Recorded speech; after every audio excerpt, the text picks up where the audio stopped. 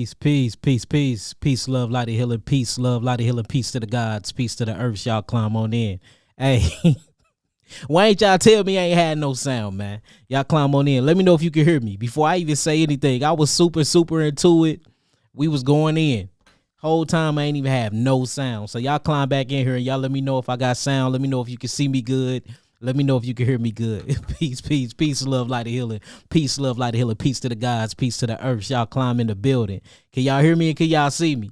Hey, I was going in too. I was just rumbling on. Didn't look down one time to see if I had my volume cut on, but it's cut on now, y'all. So we all good. So look, we fixed the problem. We updated the system. I took whatever little video that they had on. It was a video that I had back from like 6 months ago when I first restarted this channel, because y'all know that they terminated my old channel, but I had got a strike on that, and then I was saying some words and stuff that I guess messed with the bots. So man, they was cutting my feed when I was going live. But you know, we reached out to them and we fixed everything up, because I've been putting out the disclaimer, saying that I'm not a doctor, and you know, putting out my disclaimer. So you know, we good, we back on, we can go live. And then I had to update my actual software, so we got some good software in here too. So I'm glad y'all can hear me. I'm glad y'all can see me. So look, what I wanted to talk to y'all about is very important self-diagnosing methodologies that you can do at home,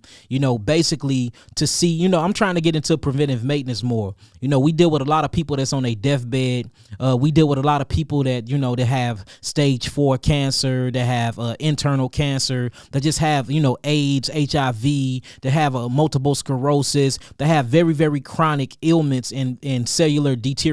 So, you know, I'm screaming from the rooftops now, and I'm letting you know, look, these are signs and these are symptoms that you can do at home by yourself today, right now, and you can tell if you're going to need me later on. Instead of coming to me later on, what you got to do is not see me at all, and you can just change up your diet, and you can get a few herbs, and you can eat fruits, and you can increase your H3O2 intake, and you won't even have to see me later on your deathbed, or you don't have to pay for a consultation because, you know, your mama is dying and your father is dying, or you dying of ailments. So it's good for us to truly start learning our bodies and learn how our body interact with this environment and how we interact with food and things like that, and toxins that's in the air, and just everything. You know, so much warfare that's going on inside of the earth right now and outside of the earth right now, that we just have to be ready and prepared. And it's certain things and methodologies that you can do where you can go at home, you can go home or stay home and look in the mirror. You can look in your eyes and you can tell if something going on with you. You can look at your skin, you can look at your face, you can read your lips, that you can look at your urine, you can look at your poop. We're gonna go through all of that today. So make sure y'all got y'all pens and y'all pads, and let's get it. By the end of the night, if I do a good job like I always do, which is in me to do a good job because I'm a great, fantastic teacher, especially for my people, you should be able to do any of these methodologies that I'm teaching you tonight, and you should know exactly what's going on with your body, or at least have some type of indicator of what you're going to be facing in the future or the near future if you don't change your diet, if you don't change your liquid intake, and if you don't change your environment. All right, so once y'all got y'all pens and y'all pads, y'all make sure that y'all typing some 9s, and we're going to get everything started. And a lot of people be asking me, Yaki, what are you burning? Again, this is Palo Santo, y'all. All right, that's what this is. I love it. I'm waiting on y'all 9s, and we're going to get it started. Yaki, are you bringing herbs? Yaki, are you bringing herbs to Houston? Yes, I'm bringing a whole lot of herbs to Houston, and I'm thinking about bringing a few geogenetics to Houston, because we notice that every time we go and we do a seminar, or we go and we do some type of lecture, y'all buy everything, but a lot of people be like, do y'all got big package? Do y'all got chronic packages? So we are going to bring some chronic packages this time, because we have never done it before, but I'm going to bring a few of them. But we are going to have all the tinctures, all the capsules, all the 3 bitters, all the herbs you need. But I'm only going to be, and we're going to have kits and bundles, but I'm only going to bring a few of those geogenetics, because they so big, y'all. They super big. You know, they go all the way from week 1 to week 14. These are 3 to 4 month protocols, and it take a lot for the team downstairs in the warehouse to make them, and then we bring in tons of herbs with us. So, you know, I'm gonna bring a few of them, but we're gonna have a bunch of herbs there, just a few packages though. All right, let's get it. Okay, so look, check this out, y'all. I see that y'all got y'all pens and y'all pads. We got enough people in the building. So basically, again, what we talking about is self-diagnosing methodologies that you can use while you at home, and certain signs that you can see. You know, you're in your body your whole entire life. Nobody else is inhabiting your body, and if it is, it's an entity and a spirit, and you need to kick their ass out of your entity or out of your body in the first place. So you are in this avatar and you're in this vehicle.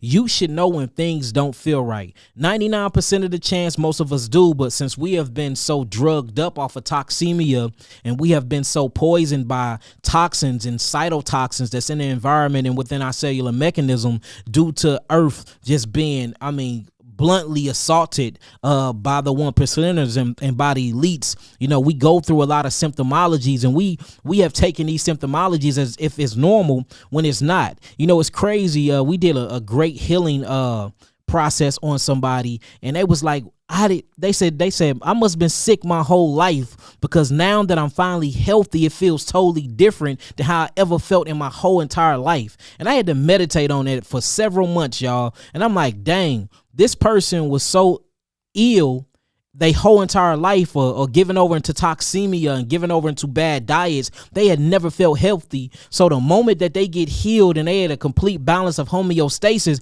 they say, man, I've never experienced this in my whole entire life. And there's probably a lot of y'all out there the same way, that don't even know y'all sick, or don't even know y'all going through metabolic acidosis the way y'all think y'all are, because y'all never been healthy since y'all came from the mother womb, because your mother wasn't healthy when she was impregnated with you, and the father wasn't healthy when he ejaculated into your mother, and then your grandparents wasn't healthy, and then they father and they grandparents wasn't healthy. So we really talking about generational diseases, and disease have become such a norm in the community. Look, do y'all realize disease have become such a norm in the community that 1 out of every 3 persons will get cancer, y'all. Y'all can look this up if y'all think I'm lying. 1 out of every 3 persons will actually get terminal cancer within their life. That's how much toxemia and how much toxins and how much pollutants is actually in the air, inside of your households and inside of your cellular mechanism.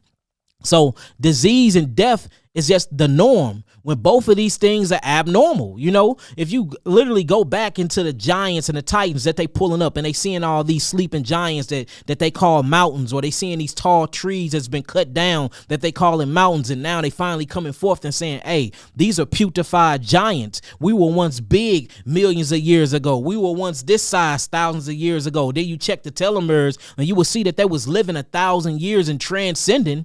Now we only living to be 60. I just seen something on Facebook that was straight up talking about how your mid-age, now being mid-age, is 30 years old, y'all, because the living life expectancy of the so-called black community and of the Latino community is only 60 to 65 years old, y'all. It used to be 80 about 10 to 15 years ago, and before that it used to be 90 to 100, and before that it was 120. Now, right now, I'm 34.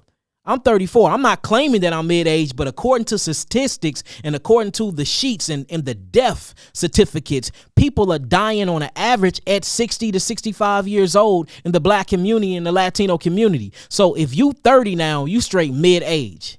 Ain't that crazy? And we got the nerve to be working 9 to 5 at 30. We got the nerve to be chasing a clock, or having oppressors be over us, or worried and fighting and bickering with our loved ones about shit that don't even matter. When you 30 years out, that's 3 decades. 3 decades, you probably gone. And then think about how much toxemia is in the air now, how much pollutants is in the water, how much GMO is in the food, how much gender bending qualities is in all the things that you consume and put in your body, how much cytotoxic and radiation is in our atmosphere. I bet you 5 years from now, it's going to be another 20 years from that. So then at 15 is you going to be mid-age. Give it 5 to 10 years. At 15, you're going to be especially all these spills, these chemical spills that's going on, all these train derailments that's going on, all these toxins that they spilling, the dioxin that's in the air. Literally, life expectancy is going down and down and down. It's like a never-ending spiral, y'all. It's crazy. So, it behooves us to learn these different methodologies and these self-diagnosing techniques, like iridology readings, face readings, tongues readings, different feelings in your body. Is the meridian pathways backed up? Let me look in my eyes and check my pupils. Let me check around my eyes. Let me check if there's bumps in certain places on me. Let me check my skin. Let me check my urine. When the last time you actually took a poop, you defecated and you looked back? When the last time you took a poop and you wiped your butt and you looked to see what was on the tissue? A lot of people think that's taboo or that's nasty, but these are things that let you know what's going on inside your eternal and internal bodies. So if y'all ready to get to it, let's get to it. Type in some nines and we're going to get it. We're going to get it. We're going to get it. If y'all ready to get it. And I'm only going to do about 13 because I really want to go in on feces and poop, because your feces, your poop, and your urine shows so much about the internal and eternal organs and environment that's inside of your mechanism. It is amazing and mind-blowing when you really start diving deep into this type of research and then getting into the gut microbiome, the microbiota, and stuff like that. All right, let's get it. Let's get it. All right, let me take this part off real fast. All right, let's get to it, y'all. Let's get to it. Okay, so the first one is this, y'all. If you are depressed and always in bad moods, you have mineral deficiency. And before we do that, let me go and put this on here. All right, for anybody that want to know, I am not a doctor. I don't want to be a doctor. Not looking forward to being a doctor. These statements have not been evaluated by the Food and Drug Administration, and any product that I do recommend is not intended to be diagnosed, cure, treat, or prevent any type of disease. I had to put that out there, family. This is what actually keep our videos from being taken down. It took me a couple years to figure this out. I'm like, how is everybody else on here talking about the same thing I'm talking about? Some people even go in harder than me, but I get my whole entire YouTube channel terminated at hundreds of thousands of subscribers, and these people are still trucking. And then I start diving deep, and shouts out to Tasha K. She like, look, start using the disclaimers. And since I've been using that, man, the channel been thriving. We are almost back to 100,000 subscribers too. So shout out to y'all for following everything. So look, check this out, y'all. Let's read this again. It says, if you are depressed and always in a bad mood, you have mineral deficiency. Now, why do I say that? Because minerals actually controls most of your melanin neurotransmitters inside of your body. And we have to understand that minerals is actually what balance out, or it works with enzymes to bring on what you would call your emotional state. And one of your emotional states will be what, y'all? Dopamine. And I talk about this all the time, about how dopamine is actually your happy hormone or your happy chemistry. Or we'll talk about epinephrine and norepinephrine, which is your fighting chemistry. Or we'll actually talk about cortisol. Cortisol is your runaway and fight or flight chemistry. If you're scared of something, cortisol, or if you're stressed out, cortisol will produce in the blood. Then something will kick on by the liver, the kidneys, and the adrenals, called adrenaline. And this is where it shoots all the blood to your ligaments for you can run away. So oxytocin, and this is how you fall in love. This is your binding hormone or your binding chemistry. So when you look at energy, or what we call energy in motion, it's always backed by chemistry in your body. So if you got somebody that's into chemistry, and you got somebody that's like a neuropathy that's into looking at the neurological aspects of the brain based off of the melanin transmitters, or the transmitters that you're actually emitting through the body by way of the endocrine system, somebody can look at this stuff on an MRI and tell you if you happy, if you sad, if you mad, if you angry, all based off of enzymes, melanin neurotransmitters, hormones. And guess what, y'all? Because the precursor to all these things are minerals. So if you're mineral deficient, then it's going to have a psychological imbalance on your actual psyche. And this is proven, and it is so many documents that can actually back this stuff up, y'all. So I just want to go through a few of them, and we can actually get through these things and read them. So this is talking about vitamin D deficiency, and it says may be common than generally assumed. It says, in the association between vitamin D deficiencies and adverse psychiatric effects have been known for centuries. So it's showing you right here that vitamin D deficiency can actually play on your psyche and make you depressed. And if you get enough vitamin D, it actually can make you happy. And that's why we talk about all the time that if the thyroid, because the thyroid actually helps in promoting vitamin D by way of cholesterol in the pituitary gland. We have to understand that most of the vitamin D come from cholesterol, and these cholesterol, these lipid-based proteins or amino acids or fatty lipids is actually made by sexual hormones like cholesterol, pregnenolone, progesterone, estrogen, and testosterone. This is actually what makes up this lipid-based cholesterol, and all of these things are actually synthesized by different parts of working mechanisms inside of the thyroid gland. So you usually see people that's depressed, they have down thyroids or they moving into hyperthyroidism. So the moment you check and you see the depressed, it's two things you should know off back. Damn, my thyroid is down, I'm going into hyperthyroidism, and I'm very, very mineral deficient. And I'm not just saying this myself, been saying this for the last decade, but there are now scientific articles out saying what I've been saying for the last 10 years, and these just been published 3 years ago. So now the scientist is finally catching up with what I've been talking about, what the ether's been feeding me through meditations and downloads and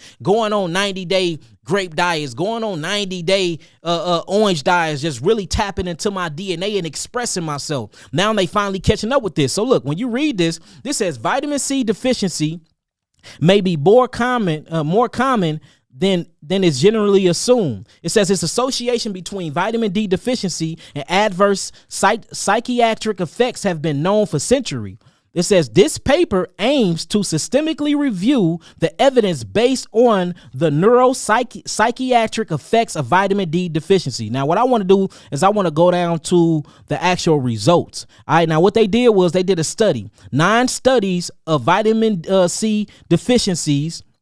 And it's the one on vitamin D too, y'all. My bad. I mixed them up. Vitamin D and vitamin C. So all the things that I said about the lipid-based proteins, all the things I said about the actual cholesterol, I was talking about vitamin D. Vitamin C is different from vitamin D. And what vitamin means vital. Amine. Amine is a part of a amino acid group, or you get vital minerals. So what I said about vitamin C in the beginning, I actually was talking about vitamin D. This one is talking about vitamin C. So my bad, but you can get chronically depressed from vitamin C and D, and both of them are in here. I just read it wrong. All right. It says including subjects both and without associated physical manifestation of scurvy were included in this review. Vitamin C deficiencies, including scurvy, have been linked to depression and cognitive impairment. No effect is effective or non-effective psychosis was identified. Y'all see that? So these things are actually linked to depression and cognitive impairment. So if you lack vitamin C, you're going to get depressed. Same thing is if you lack vitamin C or vitamin D, there's something wrong with the thyroid. And again, there's many studies that shows whenever you are in depression, if you check the thyroid is either not getting enough iodine to be actually going through an oxidative state to turn into iodide, which is going to give you your happy hormones, or you're lacking thyroglobulin, which come from tyrosine. So even a lacking amino acids like tyrosine, tryptophan can actually make you unhappy. So a lot of people be thinking that this is a spiritual thing, which all things are spiritual, because I teach that the spiritual body, the mental body, and the physical body, and the astral body is all tied into one. There really is no separation. But if you want to separate them, this shows you that they are all still connected. So a lot of people think that these things are spiritual, but they are chemical imbalances in the brain because you're eating the wrong foods and you're not bringing in enough nutrients. Imagine all you got to do is bring in vitamin C, bring in vitamin D through different types of things like going and eating the sun, letting your body and your skin eat in the sun, or going to eat a couple oranges with seeds, of course, or eating some green apples that's high in vitamin C. And that will literally change your psychological output on how you interact with your environment and your mental stability. All by eating, showing you that eating wrong foods can actually cause you to drive yourself into a state of psychosis. You see what I'm saying? That's deep. I don't know if y'all don't think that's deep or not, but that's super deep because they'll let you know how important food is. They'll let you know how important the environment is. And they'll let you know how important putting the adequate right amounts of minerals, of amino acids, and of just phytonutrients and phytochemicals in your body. We need them. We don't only need them for a healthy physique and healthy cells, but we need them to think properly. That's how important these things are. If y'all got that so far, type in some nines. We're going to go on to the next one. Now check this one out. It says the effect of psychological and environmental, let me move that down if I can see it, stress and micronutrient concentrations in the body. A review of the evidence. And then you get to the evidence. Let me blow it up a little bit. It says one underappreciated potential mechanism relates to the effects of psychological and environmental stress on micronutrient concentrations. Micronutrients, vitamins and minerals are essential for optimal physical and mental functions. You see that? With deficiencies associated with the array of diseases. So this letting you know right here that we need magnesium, we need zinc, we need calcium, we need iron phosphate. And when you start missing these things, it starts changing the way that you interact with your environment. We can't make this stuff. And these are articles showing that minerals and phytonutrients and eating the right foods actually have a psychological aspect on the way you look at reality. You see that? So there's a difference from a person eating junk food all day from a person that's eating raw food all day or eating alkaline food all day. The way he perceives reality is different. That's why this conversation will go over a lot of people's head that's constantly on junk food, because they can't even elevate to the consciousness, because this is holding them back. Because they not eating right food. Same thing with spirituality. I don't understand or understand why people think that they can eat unhealthy and actually claim that they actually have a close relationship with the all, with the omnipresent, with the all-knowing creator. It's impossible, because for you have to have a certain amount of output of melanin neurotransmitters and of dipole antennas to even connect with the cosmos, to even download certain information and to unlock the DNA, to even dive into the Akashic records. This stuff is proven. Your body have to be emitting and vibrating at a certain resonant frequency. If your body is out of a resonant frequency because you're changing it with the food or with the certain clothes and toxemia in the environment, then it's impossible to even shoot these thoughts out to the cosmos to actually get that connection or the interconnection to get downloads and uploads back. So people be like, yeah, I got a personal relationship with God. What God? We must be talking about different deities and entities, because it's impossible to vibrate at a vibratory high rate when you're eating low frequency food, period. Because you're not even getting the minerals that you need. Minerals are electric.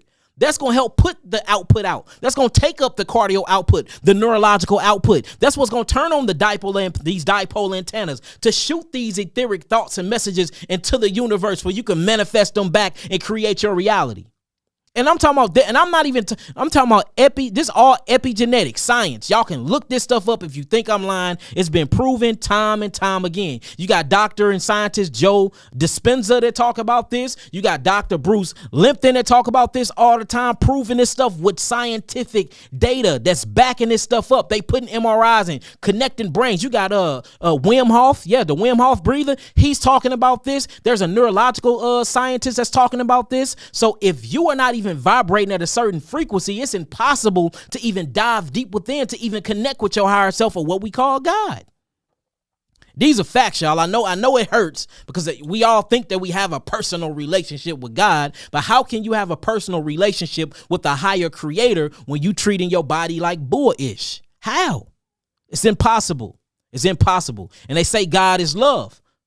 So how can you love God or love the creator if you don't even love yourself to even eat the right foods, or to think the right thoughts, or to love your children enough to feed them the right things? A lot of people say that they love their children, and I bet you love them in your, program way, but it's impossible to truly love them from a all, non-perspective, non-biased way if you're putting McDonald's and shoving chicken wings and McDonald's is bad. Look, let's even knock chicken wings out. We ain't gonna even bring chicken wings up. What about McDonald's have been proven to be fake food? It's people that's been saving McDonald's for 50 years, and the actual McDonald's haven't even deteriorated yet. And you would take your son and your daughter to this thing every day and buy them a Happy Meal. How is that love?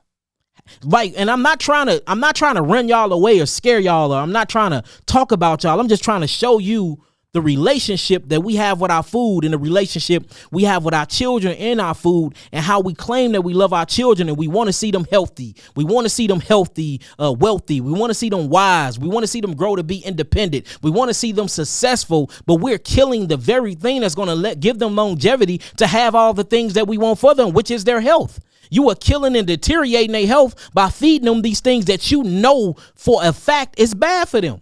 How is that love, family? And I had to come to that conclusions too 10 years ago. I had to come up with that myself. Like, damn, I can't love my boys and my girls feeding them this bullshit. I cannot. It's impossible for me to say I love them when I'm feeding stuff that I know is bad for them. I know. I read about it. I see it. I'm seeing the death-related diseases based off of food. I'm seeing all the doctors now talk about how food is deteriorating our health and how heart disease is the #1 cardiovascular disease that's killing the black community. And it's because of the foods that we eating. And I'm still choosing to buy them Happy Meals. I'm still choosing to do this and do that. That ain't love. That ain't love, family. That's all I'm saying. Now check this out, family. So the second one, if you have hair loss or thinning of the hair that won't grow back, you have a damaged nervous system. And I talk to y'all about this all the time, about how your hair is actually an extension of your nervous system. It's an extension of your nervous system, and the extension is in thermoreceptors, environmental receptors, and it sits in something called the Merkel's disc. And what your hair is for, your hair literally scans the environment, brings signals back to alert certain types of amino acid structures that the allopathic community call proteins, and it literally tells you how to interact in your relationship with the environment, whether to fight or flight, go run, go fighting, or to assimilate with the environment and to enjoy yourself, for you can experience euphoria by way of a melanin neurotransmitter, what we call a hormone called dopamine. That's the reason why we get gut feelings. You get the gut feeling by the hair that's in your gut, and you think I'm lying, I'm finna read it to you. That's the reason why when you hear something that's supernatural, or you see a evil entity, or you feel a low thought form frequency that's not in body form yet, the hair on your skin actually stands up. Your hair is way more important than you think, because it's a part of the peripheral nervous system. It's a part of the etheric nervous system, and it stems from your gut. What you think the microvilli is, these are hairs inside of the body. And if you missing hair outside of the body, then you missing hair on the inside of the body. You have hair inside of your ears to let you hear. You have hair called cones inside of your octolobes that helps you see. You have hair inside of your actual duodenum and in your large intestines that help you move. It's called peristalsis. It help you move and digest your food, to get your food to the rectum and the anus, for you can defecate. You have hair on the outside of your skin, and notice, it can't be to keep us warm. It ain't enough of it. So it ain't like fur. This is not like certain Caucasians and certain Asians or certain Neanderthal people. It's not that thick to keep us warm. So what is it for then? What is it for, black man, black woman? Oh, it's to keep us. No, it's not. How is this going to keep me warm? How is this hair going to keep me warm, family? That's not what it's for. These are receptors. These are part of our senses. Everybody always want to talk about the senses. It's 6 senses. Physical sense. No, there's 7. And then it always go up to 12, but the other ones are spiritual. That 7th sense is your hair. It literally has a functionality. It scans the environment. It's made from the same cells of your brain, called the ectoderm, when you start studying embryology. So if you're losing hair on the outside, or you thinning hair on the outside, then that means you losing hair on the inside, which means that you have metabolic acidosis that is chewing away at the nervous system. So if you see that you thinning hair or losing hair, know that you have a nervous system issue. Now you have to start going after things that's going to actually heal the nervous system. Your berry kingdom is very, very good for actually inciting and stimulating and regrowing or regenerating damaged nerves. So berries. Get your anthocyanins in. Get your melanin from your fruit in. That will help actually repair the nerves, y'all. Blueberries, blackberries, strawberries. Yes, mulberries, berries, juniper berries. Go berry crazy. Berries. Berries is your highest neurological food on planet Earth. If you want to heal any neurological diseases, go on a berry diet. You want to regenerate nerves, go on a berry diet. You want your penis to get stiff and hard again because you suffering from the lack of circulation, go get on them berries. Them berries will change your life. You have bad menstrual cycles, you have fibroid tissues building up in the endometrium lining of the uterus and cervix, go on a berry diet. It will even regulate women's period. Berries are amazing because they high in antioxidants. Not only that, they're oxygenators. And not only are they oxygenators, it literally feeds the cells of the brain. The only thing other than fats that feed the brain is antioxidants from berries, y'all. And these are straight up facts, man. Straight up facts. If y'all got that so far, type in some nines. Type in some nines and we'll keep going. Now check this out, family. So what we was on, right? We was on the hair, right? Now look, check this out. Let's read some articles about the hair. All right, it says exploring the connection between the gut and hair. Now check this out. Dermatologists tend to think of the skin as a interface between the body's internal systems and the outside world. I didn't say that. I didn't say that. This was published in September of 2019. Now, why would dermatologists come up with this and say that the skin is the actual interface or the interactor between your internal cells and the outside environment? I've been saying this for 10 years. I'm just saying, y'all called me a quack. Y'all said I was a liar. Y'all said, ain't no such thing as a damn Merkel's dish, y'all key. Your hair don't scan the environment and bring back melanin neural signals to tell the brain to do this and man, look, they proving this stuff, family.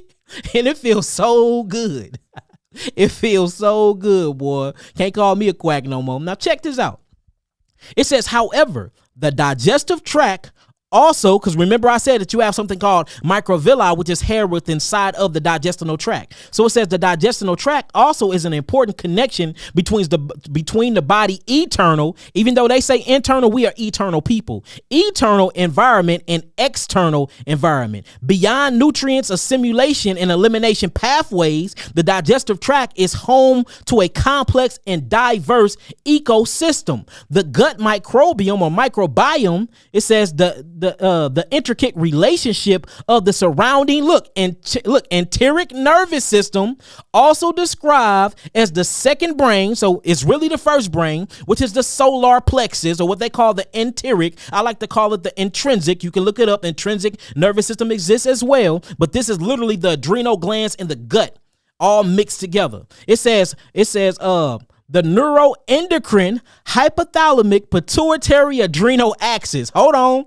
It says the gut immune system, or what they call the GOAT. This stands for gut associated lymphatic tissues, right? And the interstitial mucosa barrier ultimately connects to the digestive system and to many other body systems, including what, y'all? What do that say, family? Put that in the comment board for me. I ain't gonna even say it. I want y'all to say it. Including the what, family? What do that say? Including the what? Let's see if y'all reading with me. Do y'all need me to blow this up? What that say, family? Yes, that says including the hair. According to what? Huh? According to integrity of the gut microbiome, it is critical for optimal total body well-being. So your hair is literally an extension of your enteric nervous system, or what they would call your peripheral, parasympathetic, sympathetic nervous system. And it's by way of the Merkel's disc. There you go right there, y'all. Y'all can look these articles up. Y'all can see who it's sponsored by. I didn't type this stuff up myself. Oh, y'all want me to blow it up? I'll blow it up for y'all.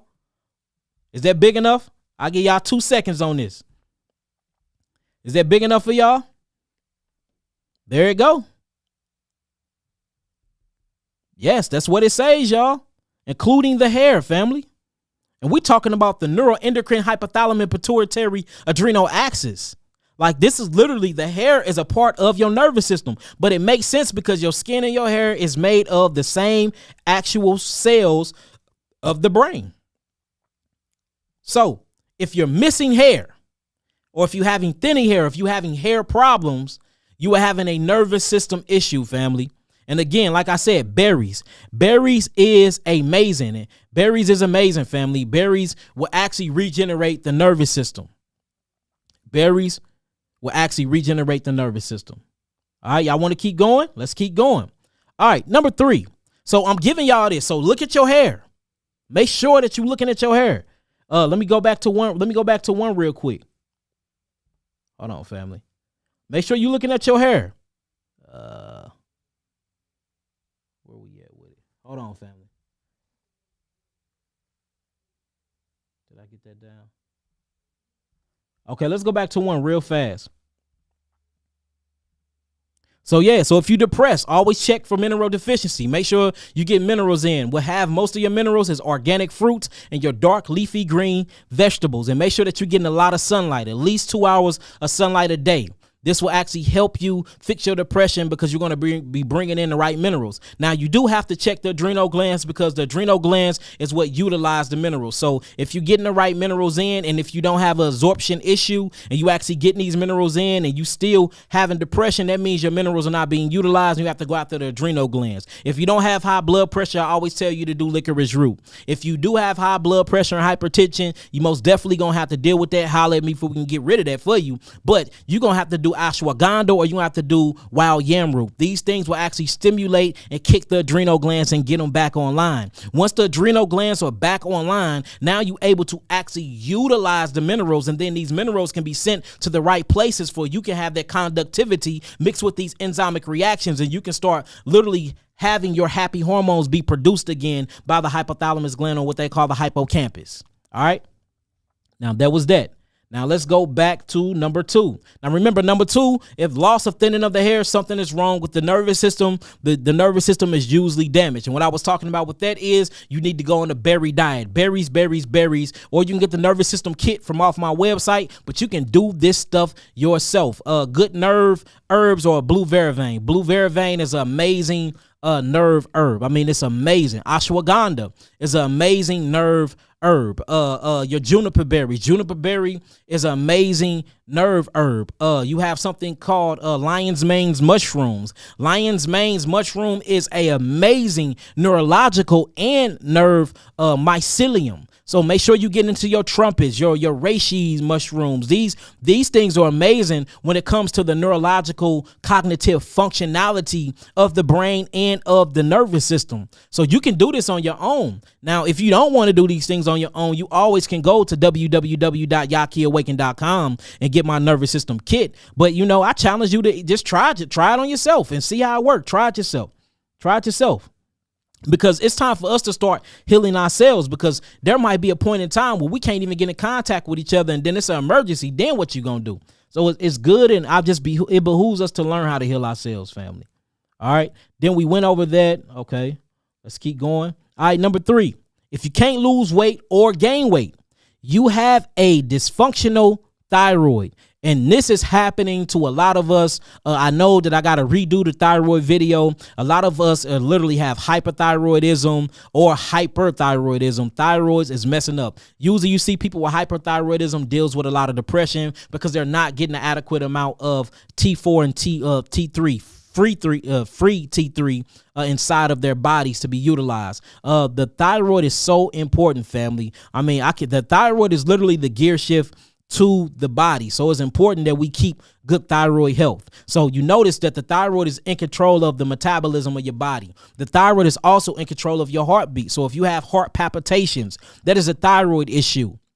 If you have swallowing problems, that's a thyroid issue. If you always have mucus in the throat, that could be a thyroid inflammatory response, meaning that your thyroid cells are inflamed. You see what I'm saying? What else? If you have ringing in the ears, if this is not a spiritual awakening, usually that traces back to the thyroid. If you have brittle nails, usually that traces back to the thyroid. If you have goitrogens, or you feeling bumps in the thyroid, that's usually thyroids. If you're suffering from a lot of high temperatures and you hot all the time, that's the basal side of the basal basement cells of the follicular cells that makes up the hollow lumen of the thyroid, and that will raise your temperature because the thyroid is actually in control of your temperature. Not only is it in control of your temperature, but it's in control with all of the metabolitic functionings of your body. So thyroid. So check your weight. If you can't lose weight or if you can't gain weight, usually it's thyroid. If you hot all the time when it's cold as hell, usually the thyroid. All right. If you have heart palpitations or if your heart's skipping beats, it's the thyroid. Twitching of the eyes, thyroid. Everything I just mentioned, these are signs that you need to get your thyroid checked. And it's best that you get it checked at this level before it go all the way down, because then you have to be on Synthroid, Oxenoid, and all these other different medicines for the rest of your life, or they're going to try to cut it off when you can just really go the holistic way. Preventive maintenance, do this right now. We get a lot of thyroids back, though. I'm not going to lie about that. But remember, I'm trying to teach y'all preventive maintenance. We need to start really teaching preventive maintenance. So the best way if you got hyperthyroidism is, stay away from iodine, stay away from nori, stay away from sea moss and stuff like that. Usually with hyperthyroidism, you need things like selenium. Make sure that you're eating at least 3 Brazilian nuts a week. Stuff like that. Get your walnut game up. Get your lipids up. Your lipid soluble vitamins and vital minerals. Check the liver. Start healing the liver. But if you're going through hypo, now it's time to get on kelp. Now it's time to get on nori. Now it's time to get on your sea mosses and your club mosses and your doses and things like that. All right, so, whenever you got hypothyroidism, look towards the plants of the seas. They're very, very good to kicking that thyroid on. But you have to remove the obstructions and the acids and the mucus that's in the throat. You need to go on a cleanse. Usually people that got bad thyroids have a lot of mucus in their throat. And it usually shows when they wake up in the morning or when they talk for a long time. You see a lot of it starts to uncoagulate and starts to come out. It starts expectorating. You start seeing an elimination pathway. So these are signs, y'all. Check your thyroid. And it's always good to go get so if you're dealing with any of these signs, it's good to go to the doctor and get a full thyroid panel. Make sure that they check your T3, your free T3, your T4, your free T4, your TSH, your pituitary, and your hypothalamus axis, because all these things is what deals with the actual releasing of the thyroid hormones to bring in the thyroid hormone uptake. So get a full thyroid panel and, send them to us, book a consultation with Kawhi, and we'll get you on your way, man. We'll get you back on track. All right. Now check this out. It says moderate weight loss is sufficient and affect thyroid hormone homeostasis and inhibits its peripheral conversion. So we see that the thyroid hormones are important determinants of energy. Y'all see that?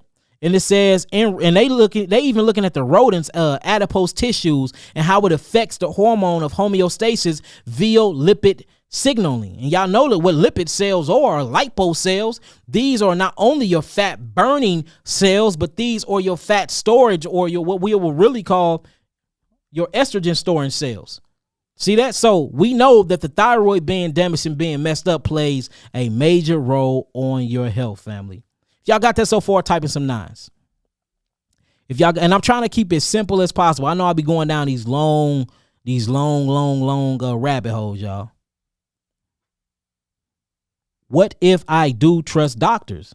Good job, high bakes. If you do trust doctors, go to the doctors. Yeah, ain't nobody telling you not to go. So if you do trust the doctors, hey, happy for you, I guess. I don't. Not all the records I got. Not looking at history and her story, not looking at John D. Rockefeller and how the pharmaceutical companies was made, but that's my prerogative, that's yours. So, you trusting them ain't got nothing to do with me, brother. You want to go swim with the sharks, go swim with the sharks. All right, I showed y'all that one. All right, 4. Now we get into 4, family. If your urine have a very strong odor, all right, so we went over looking at the hair thinning, nervous system issues, right? We went over if you're very depressed, you're mineral deficient, right? And you need to get sunlight. Y'all see that? We went over if you can't gain weight or if you can't lose weight, it's probably something wrong with the thyroid. Now, these are just simple, basic self-diagnosings that you can do at home to let you know if you need to get on herbs, if you need to change your lifestyle, if you need to go to the doctor, or if you need to see a holistic practitioner, if you need to come holler at Yaki, the healer, the master herbalist, the biochemist. This is just simple things that you can do at home right now, tonight. This is something that you can do tonight, something that you can just look at and observe, and then you can take steps from there. Now, if your urine have a very strong odor, you're dangerously dehydrated. How many of y'all go urine, especially when you first wake up and you smell all the pneumonia? Shows you that you're very dehydrated. Now, a lot of people think that hydration equals liquids. It don't. Hydration equals electrolytes, and electrolytes equals what, family? Minerals. If you follow me and if you follow my teachings, you know that all this is talking about is the body is electrolyte deficient. So you need to start bringing in the adequate amount of electrolytes for they can convert themselves over, and you can have a balance of homeostasis of protons, electrons, and neutrons, or what we're going to call cations and anions. That's what hydrates the body.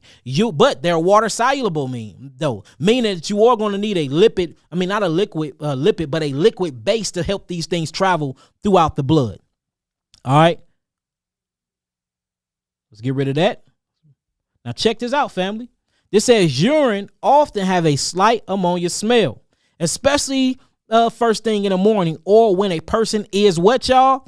Dehydrated. Smelly urine can also be a sign of an infection. However, so if the smell does not go away or on its own, or if additional symptoms develop, you know what they're going to tell you? See a doctor.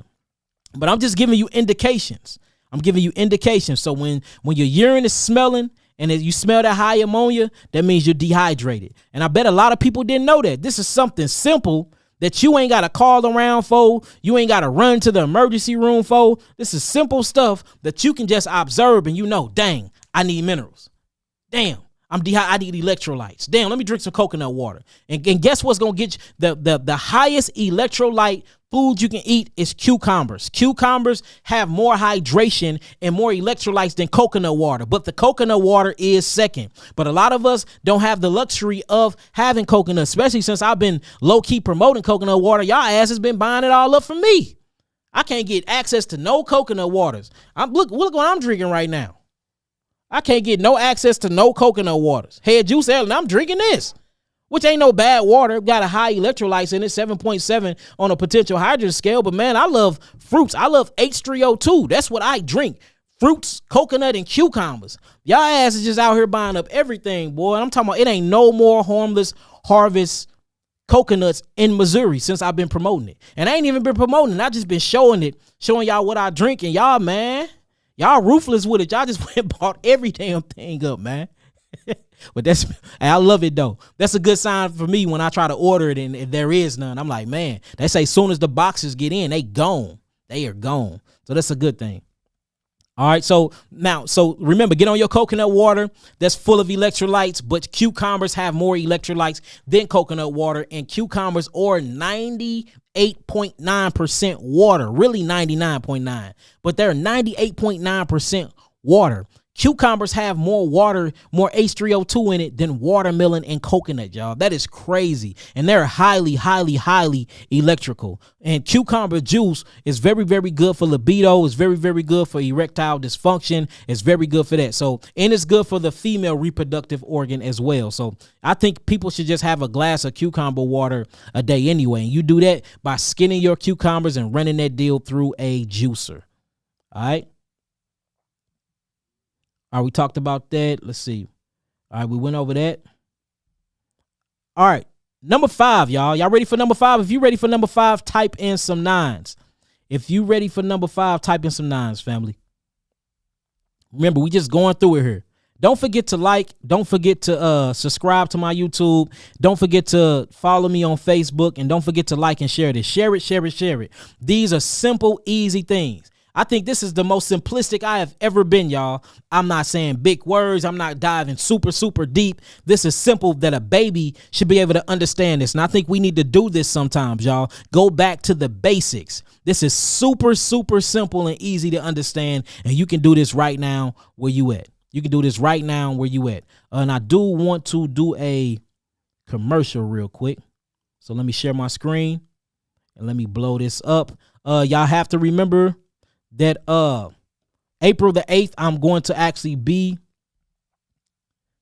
let me take this off. Forgive me, family. April the 8th, I'm going to be in Prairieville, Texas, which is only about 25 to 30 minutes away from Houston, Texas. Make sure that you cop your tickets. We're going to be bringing new information. We bringing herbs. We bringing everything. And I'm going to show y'all, I'm going to show y'all my Netflix and my Hulu and my Amazon Prime trailer. It's not the official trailer, but I'm gonna show y'all that tonight. I'm gonna preview it and show y'all this while we here. It's gonna be amazing, y'all. And I'm gonna upload it to my channel. But we're gonna show a little bit of that at this seminar. I mean, we're gonna be showing everything. It's gonna be some food there. We get to gather at the end, take pictures, we get to chill, just talk. I'm bringing my camera, my iridology camera. So if you do want iridology reading, it will be a price, but I will have that. And I'm going to be doing small consultations, not too many long ones, but we will have small consultations. And the reason why we're doing this is because a lot of people been reaching out to Nabi and Kawhi saying that y'all want these things. And it's been over 60 people that said it. So, you know, it's about what the customer want. It's about the people. So if y'all want it, you know what I'm saying? I'm going to give y'all all of my energy that whole entire day, family. So make sure y'all get your tickets. Go to Eventbrite /HBCU/health/liberation tour tickets. Type in Yaki Awaken and grab your tickets. For anybody that's looking for any type of herbs, for any type of ailments, I am a master herbalist. I am a biochemist. I'm a detox specialist. We have hundreds and hundreds and hundreds, for real, thousands, but I'm trying to, you know, keep humble. Thousands of healing testimonies, y'all. You can look them up. We've been uploading a lot of the healing testimonies of so-called irreversible diseases on my Rumble channel because YouTube and Facebook and a lot of other people did snatch them down for our last channel. But if you're looking for any type of healing or what they will call an alternative methodology of healing and getting on herbs and changing your diet, then go to www.yakiawaken.com. Also, hit the education tab. There's a lot of free information on there that is very, very vitally important to your health, family. And that will conclude that commercial, family. So let's get back to it. If y'all ready to get back to it, type in some nines. If y'all ready to get back to it, type in some nines. Right now, we're talking about number 5. And number 5 is if your food always comes out undigested, you have a pancreas issue or a pancreas problem, or your pancreas is at dis-ease. Your pancreas is at dis-ease. Somebody asked why to peel the cucumber first. If you can actually juice the cucumber skin, but the cucumber have so much cellulose and it's impossible for your actual hydrochloric acid to break it down. You have something called mucus goblet cells that's inside of the stomach. These things excrete mucus. Mucus then mixed with something called pepsin, and pepsin create when mucus goblet cell secretes this mucus and it mixed with pepsin, or what they call pepsinogen, it creates hydrochloric acid. The hydrochloric acid is not even hot enough to break down the actual skin of this melon, because cucumber is a melon, y'all. It is a fruit, but it's a part of the melon family. You can't actually, because cucumber skin is good for you. Even watermelon skin, all melon skin is good for you. It's just it's not good when you try to break it down, because the amylase and the trypsin, which is these alkaline digestive enzymes that's produced by your salivary glands, is not hot enough to break them down. So you can use a juicer just the same way you see a barbarian will use a gun to shoot a deer to eat deer meat, or a barbarian will use a knife to cut a calf neck to cook the knife, because he don't have the actual, they don't have the utensils they need to actually eat meat, so they go and make these things. Well, same thing for plant-based eaters. We don't have the teeth in the digestive system to really eat cellulose like that, because we're naturally, frugivores that eat the flesh of the fruit. They have created juicers that you can juice the cellulose out. It'll break it down and bring all the phytonutrients out. Remember, plants bear fruits, but these fruits have skin like us. When you look at your skin is a protective layer. So when you look at lectins and you look at all these anti-nutrients that's in plants, that's in fruits, that actually cause harm to our bodies on a micro scale, it'll cause it on a macro scale when you get into like ants and pests and stuff like that. That's the reason why this demonic nation created herbicides and pesticides and insecticides in the first place, because it was killing their crops and it was hitting them where it hurts, because it was hitting their pockets. So they created these chemicals to kill the pests. Because the plants create their own natural herbicides. They create their own natural insecticides and pesticides. Usually they're called lectins. There's many other names like saponin. Saponin is an anti-nutrient. Another one is tannins, but tannin is a good one. Tannin is an anti-nutrient. And this is that's in the skin of these celluloses. And it's for you won't eat the plants. Contrary to popular belief, just like animals don't like to be eaten, plants don't like to be eaten either. Now, only thing that I know that like to be eaten is a fruit, which is their reproductive part. But you get into certain fruits that's classified as vegetables because the cellulose is so damn thick. Shit, they don't like to be eaten either. So in order to get the phytonutrients out, because remember, their skin have a protective layer. So there's going to be certain things in there that's good for the skin. You see what I'm saying? It's going to be good. You're going to need, macrophages in your skin. You're going to need all this because it's your first line of defense. So it's going to be some good properties to make sure that your skin is good, it's tough, and it can protect you from the outside world. So you can get the cucumber skin, shave it off, put it in a food processor or put it in a juicer, and you can add it to your cucumbers. And now you done broke through the cellulose and you done pulled all of the phytonutrients that you need up out of it that's actually going to be good for your skin. If you get what I said so far, type in some nines. I know that was a lot. If you got what I said so far, type in some nines. Yeah, plants don't like to be eaten, family. I know. I can't even be biased. Usually I be like, you animal killers, wooty wah wah, but hey, plants don't like to be eaten either.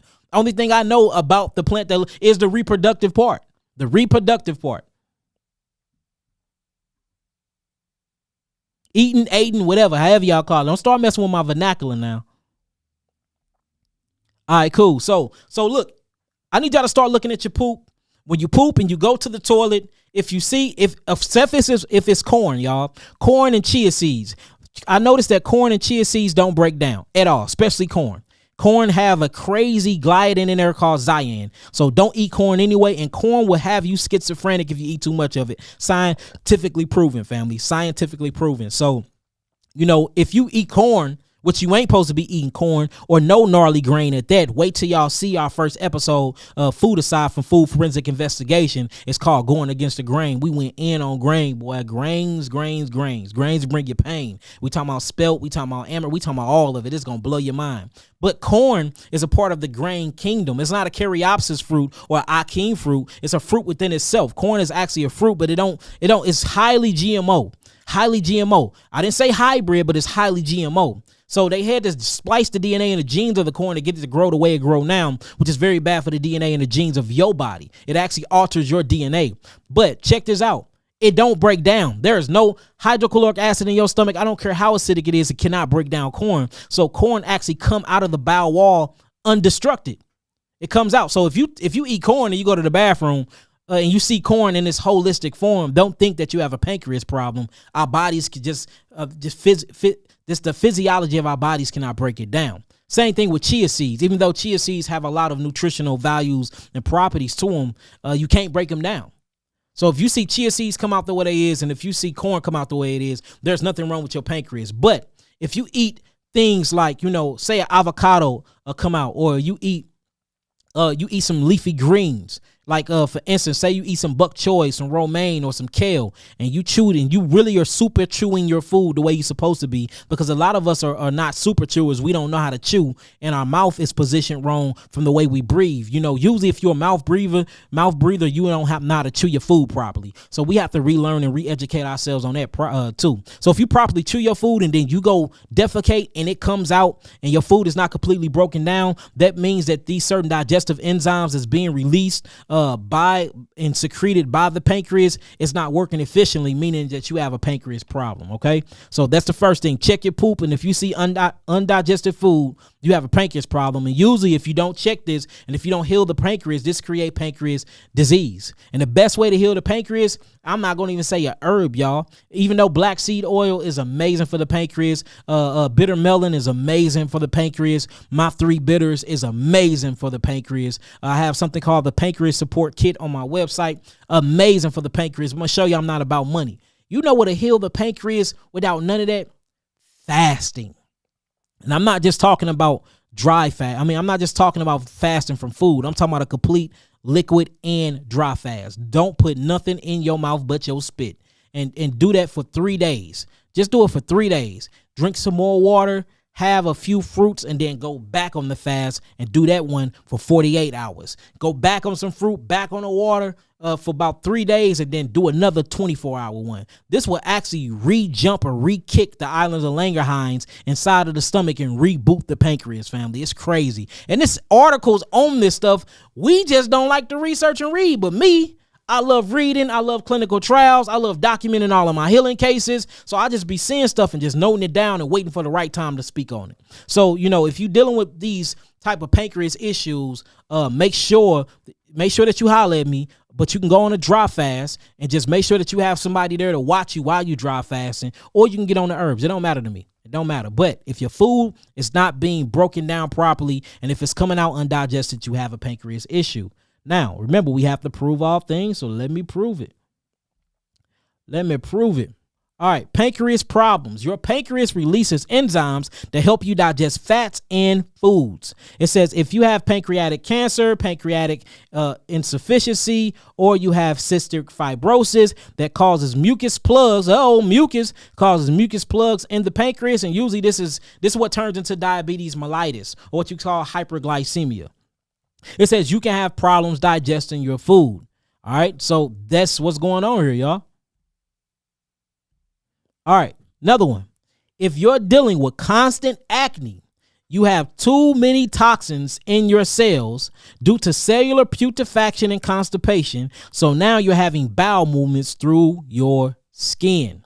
So if you got a lot of acne, and I'm not talking about herpes, because herpes is a form of certain types of acne. When you look at herpes have over 108 diseases now that's prone to humans. It was only 16 literally 5 years ago, y'all. Now they finding out, boy, and I tell y'all about them all the time. Itchy elbow disease, herpes dermatitis, chicken pox, you have smallpox, monkeypox, all these different pox family is a part of the zoster family, all of these things, y'all. I mean, and then now a lot of people don't even want to talk about the correlation or the connection to fungus and yeast and herpes either, and how you dealing with this hemith worm. It goes deep.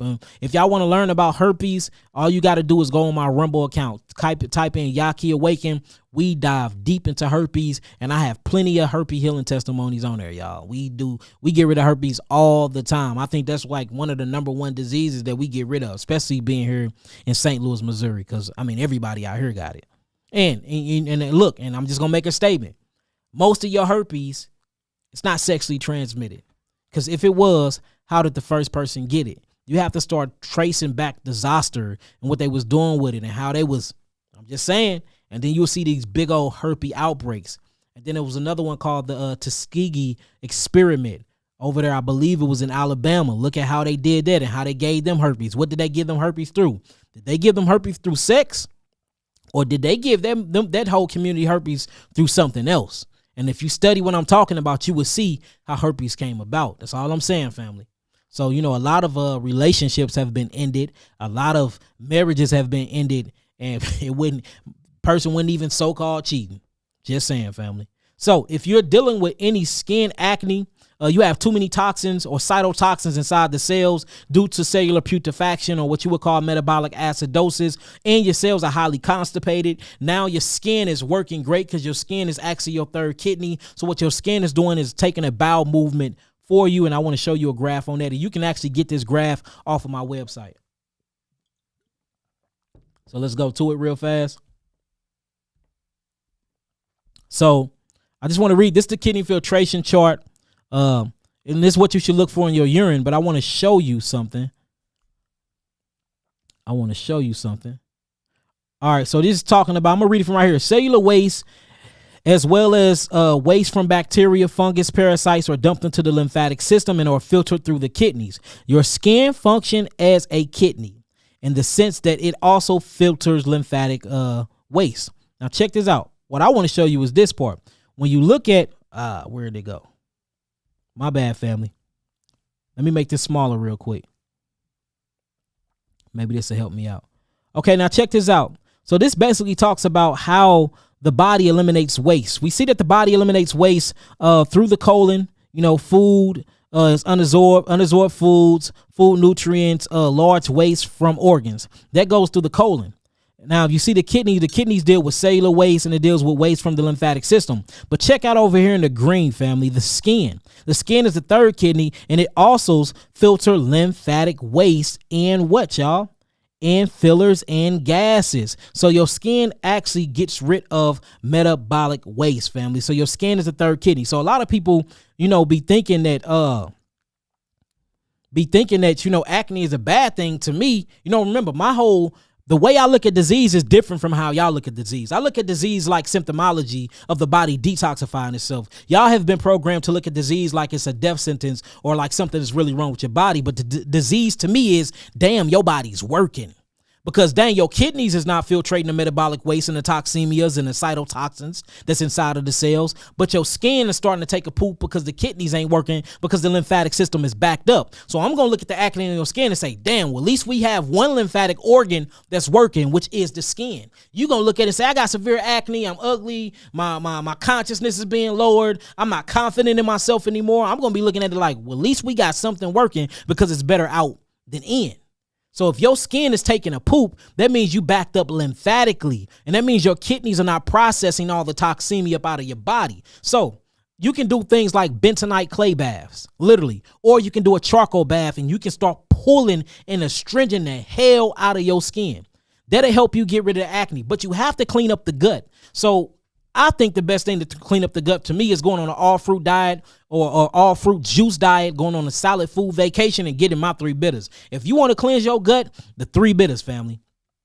I'm telling you, the 3 bitters off the website will cleanse your gut, and probably go and get some GI super movers capsules from off the site as well. That will cleanse the gut. But remember, I'm not here to sell you herbs. I'm here to give you herbs too. So you have something called Cascar Sagrande. That'll help you cleanse. You have slippery bark, inner bark. That'll help you cleanse your gut. All right. You have gentian root. That will help you cleanse your gut. You have gravel's root. That will help you cleanse your gut. Burdock root is a good gut cleanser and a good blood cleanser. So burdock root is good as well. You know what I'm saying? You have cloves. Cloves will help you get rid of parasites while cleansing your gut.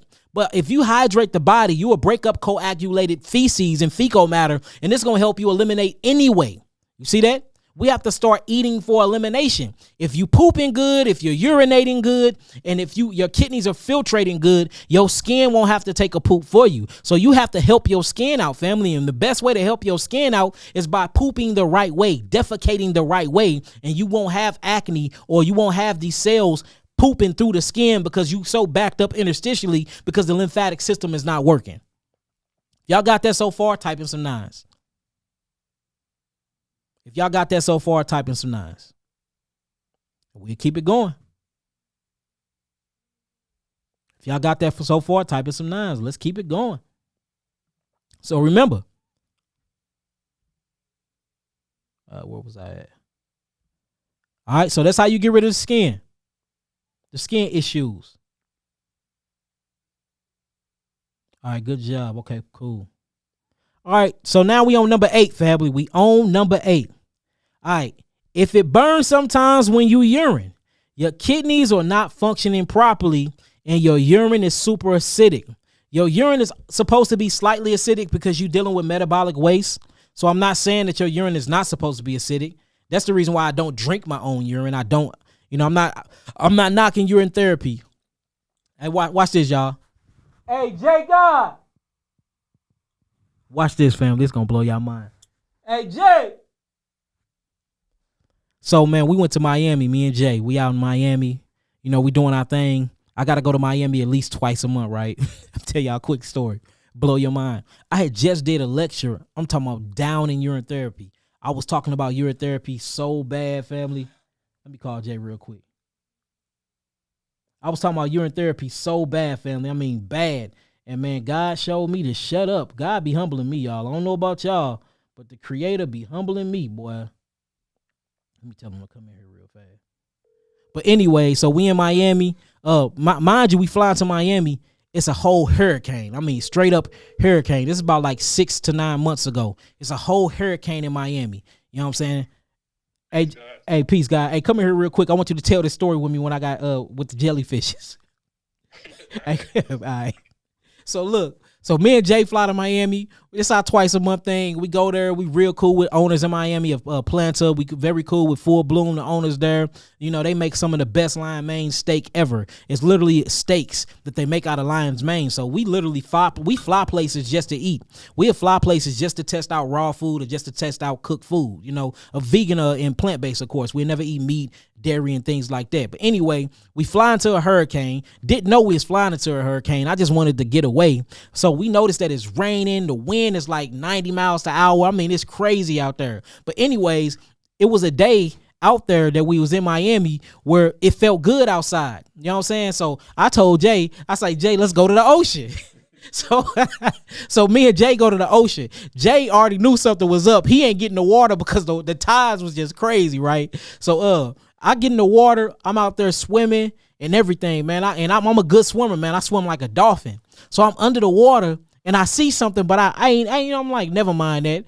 Man, I look up, man, something hit me. I'm like, dang, what the hell is this? So I automatically feel like the worstest pain in my life. So I'm moving. I don't know what it is at this point. I just grabbed my chest and I threw it. Man, tell me why that little motherfucker came back, man. It stung me in my arm. It stung me in my stomach. It stung me in my chest. It stung me on my neck. It was a jellyfish. And I ain't talking about a little jellyfish. It happened in slow motion. It looked like somebody was just, it happened in slow motion. I just looked in the ocean and it just looked like somebody was out there like swinging their arms, dreads flying everywhere, and he just out there getting bit up by a jellyfish. Man, look, literally. I was being attacked, y'all. Look, and then the thing is, the motherfucker would not leave me. I ain't never seen a jellyfish that aggressive. But remember, it was a hurricane, so the tides and the seas was already moving like super hard. So anything that was in the middle of the sea, in the middle of the ocean, was up by the shore. Man, that jellyfish bit my ass about 100 times, man. So I'm burning at this point, and I'm about 100 feet out. I be like, when I go to the ocean, don't I go all the way out? So I'm swimming all the way out, man. I'm swimming back, and everybody like, you must have got bit by a jellyfish. Tell me why the first thing they say is, piss on yourself, piss on yourself. So look, they telling me to urinate on myself and pee on myself. Mind you, the 2 days before that, I just went off about urine therapy. I'm like, urine therapy, whack. I don't believe in urine therapy. You drinking your own metabolic waste. I'm talking so much shit about urine therapy. So now all of a sudden, they telling me to use my urine to pull out the cytotoxins of the jellyfish sting. So I finally get to shore. Jay looking like what's wrong? So Jay start running to get some vinegar. He ran to the hotel to get some vinegar. Googling on my phone what to do if your homeboy get bit by a jellyfish while I'm running to go get vinegar at the same time. So look, so Jay running to get vinegar. I'm running next way to the bathroom because I gotta take off these boxes and I don't know what I'm doing. So I'm burning so bad. I got big whelps all over. I mean, I got whelps everywhere. These jellyfish tore me up. So I say, you know what? I'm finna try it. Man, I pissed in my hands. I pissed a lot too, and I put it all over my face, all over my body. Tell me why the piss, my own urine, started pulling out all of because the jellyfish got these little bitty things that they stick in you. Tell me why them things started coming out and the burning stopped in after probably like an hour. All of my whelps went down off the urine. So we driving and Jay talking about something, you know what that was, right? And I'm like, what? That's because you talked all that shit about urine therapy. So look, I talked all of that about urine therapy, but literally urine therapy straight saved my life from being attacked by a big ass monstrous gangbanging jellyfish. I was at the wrong territory. I was on the wrong spot of the ocean and it didn't want me there. So, you know, so I be very careful now about talking down on certain things because then God has shown me like, hold on, you talking all that, but you know what you talking about. You studied up right. You prove all things. But what happened if this situation happened? Will it help you then? I ain't gonna lie. My own urine saved me that day. But man, Jay, I was hella pissed off at Jay. Jay, like, you know what happened, right? I'm like, why? He like, man, you just talked super bad on urine therapy. Drove home in the car smelling like 5-year-old toddlers and 3-year-old children in the truck. We in the big old truck. We in a Yukon Denali. I got the whole truck smelling like pee, man, because it had to dry up on me, man. I'm driving around for a whole hour smelling like piss, man. But I needed a second witness for that, man. So yeah, I had to tell y'all that. So, you know, I'm not gonna talk super bad about urine therapy. I still wouldn't drink it, but hey, man, that deal worked to pull toxins out of the skin, and I know that from clinical trials on myself, family. Clinical trials on myself, and that literally just happened probably I say about 6 to 9 months ago. Man, that jellyfish whooped my ass. I did not win. It ran me up out of the ocean. And I love to swim. I'm a deep diver. I go all the way out. I like to swim with the tides. I like to go 20 feet under. I'm trying to touch rocks, and I'm in the ocean doing stuff like that because I'm an aquatic person. I'm a Cancer. I'm a water sign, so I love being in the water, man. It took me a minute to get back in the water after that. I ain't gonna lie. It took me a minute. I was just in Miami 2 days ago. I just came from Miami, and that was probably my first time getting back in the water since then, to be honest with you. So it says, but if it burns sometimes when you urine, your kidneys are not functioning properly and your urine is acidic. I was telling y'all that urine is at a 6.5 on the potential hydrogen scale. So it's slightly acidic, family. It's slightly acidic. But if it's super acidic because you actually feeling a burn when you urine, for one, you're drinking too many carbonated drinks. Get off sodas, get off Pepsis, get off Sprites, get off of all of those different things, all right? Because these things are very, very, very acidic to the urinary tract and very acidic to the body. Another thing is metabolic acidosis. If you're bringing in more acids than you're getting out, you're going to feel that burn go through a lot too. And a lot of people mistake these as STDs when they not. You just drinking the wrong type of liquids. You drinking too much carbonated liquids, or you have too much yeast in the body, and you eating too many acidic forming foods. All right. Now, some of them can be so-called sexually transmitted demons or sexually transmitted disease, or I like to call swapping acids and bacterium, because that's really all a sexually transmitted disease is. You swapping bacteria or microbiomes and you swapping acids. So if you even look at that, it'll change your whole concept of what a sexually transmitted disease is. Now, sexually transmitted demons are in fact real. So I'm not saying that don't just think you have a urinary tract infection or think that you acidic because you're drinking the wrong food. If you're feeling some burning sensations and it's not going away after you start getting on your H3O2s or you get on your H2Os, go to the emergency room, because you might have something else going on there, or, holler at me. We got things for that all the time. And like I said, we heal these type of things all the time. The holistic way all the time. You can just look this stuff up. All you got to do is Google it or go on the Rumble account. My Rumble account, we are uploading all of the healing testimonies back there because they took them off of all the other pages. All right. Next one. Let me get rid of this one first. All right. Oh, and I forgot to tell y'all. So to get rid of that issue, my bad, family. My bad. To get rid of that issue, what you need is marshmallow root and per di arco. Marshmallow root and per di arco. Type that in, somebody. Somebody type that in for me. Marshmallow root and per di arco. These are not only good to cleanse the urinary tract, but these are also good as well for STDs. Marshmallow root and per di arco will kick some STDs ass, so-called STDs ass. All right, somebody type that in. Marshmallow root and per di arco. Once I see that in there, we can go on to the next question. I got a whole video talking about lupus already. Matter of fact, Shanta Champman, I'll make sure I upload that to my because that one I went in too hard, and I think that was one of the videos that got my last channel taken down. So I'll put that on my Rumble. Matter of fact, I'll write a note to myself to upload the lupus video to my Rumble account. I'll probably upload that tonight. Lupus Rumble. If it ain't tonight, I'll do it in the morning. I'll do it in the rising, not the morning. Okay, yep, per di arco and marshmallow root. Very, very good for the urinary tract. Good to get rid of all the acids, break up, acidosis and all of that. Okay. Which one we got now? All right. Now, if you have high blood pressure, your adrenals and your kidneys are not functioning properly. So if you have hypertension, your kidneys and your adrenals are not working properly. Not only that, you're on your way to a heart attack and stroke. All right, so the top number is systolic, which is it's supposed to be, and I'm talking about melanated people right now. It's supposed to be between 116 and 125. This is your adrenal glands, and then the bottom number is diastolic. This is supposed to be between 70 and 80. That's your kidneys. If these numbers are out of range, then your adrenals and your kidneys are in fact damaged, family, and we need it. And now the kidneys can go to a point where there's no return. You can't get them back. I don't know why we was able to grow thyroid back. We've been growing a lot of stuff back, family, and we've been regenerating a lot of stuff. But we've been noticing with the kidney and the heart and the liver that they can go to a point where we just cannot get them back. And I call it the point of no return. So if you do have high blood pressure, you need to be acting on that now. And I would not take high blood pressure, for play at all. Like, do not take this for play, because you can damage the kidneys where I haven't seen no fruit or no herb that can regenerate them and get their full functioning back. All right. So when you're looking at the blood pressure, you always look at the adrenals. The adrenals is systolic, and the adrenals sit on top of the kidneys. Now we have to understand that the adrenals are actually a part of the cardio output. And this is what's really going on when you're dealing with hypertension or high blood pressure. So we have to understand that the adrenals is what actually feeds acetylcholine to the cardiovascular system to constrict or dilate the cardiovascular system to let the heart valve know to open up and to release more blood flow, or to constrict and to keep back more blood flow. Now, when you look at an artery, matter of fact, I think I have an artery. Let me show y'all real quick.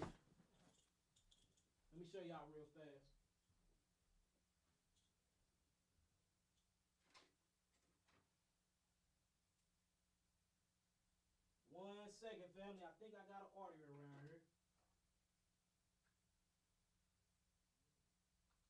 Where's my artery yet, though? Found it. I got a good one right here, family. So check this out. So this is an artery right here. So this is an artery. Now look, check this out. This is an artery.